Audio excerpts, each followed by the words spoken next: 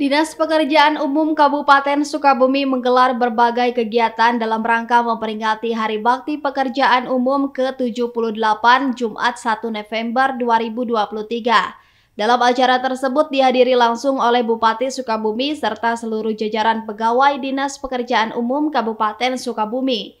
Sebagaimana diketahui, peringatan Hari Bakti Dinas Pekerjaan Umum diperingati setiap tanggal 3 Desember untuk mengenang sejarah peristiwa pertumpahan darah gugurnya 7 orang pegawai PU yang berjuang mempertahankan markas Departemen PU di Kota Bandung atau yang dikenal sebagai Gedung Sate.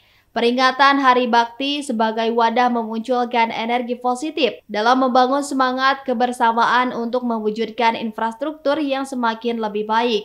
Kepada Dinas Pekerjaan Umum Kabupaten Sukabumi, Asep Jafar mengatakan, dalam rangka momen peringatan HUT ke-78 PU, segenap jajaran Dinas PU Kabupaten Sukabumi dapat mempersiapkan SDM untuk pembangunan Kabupaten Sukabumi ke depan. Seperti yang diketahui, kondisi Kabupaten Sukabumi yang sangat luas, hingga saat ini pemerataan pembangunan infrastruktur di Kabupaten Sukabumi belum semuanya tersentuh secara optimal.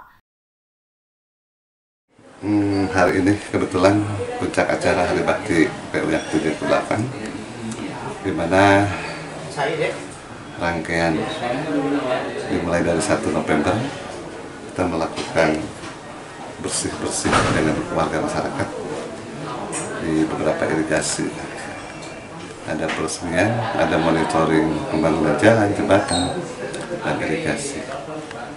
Kemarin pada hari Kamis ada kegiatan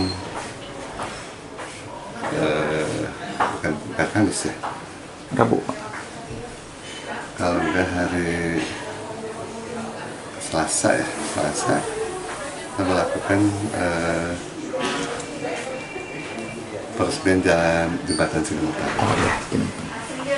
Terus juga ada peresmian jalan di Pabuaran, juga di Cikaka.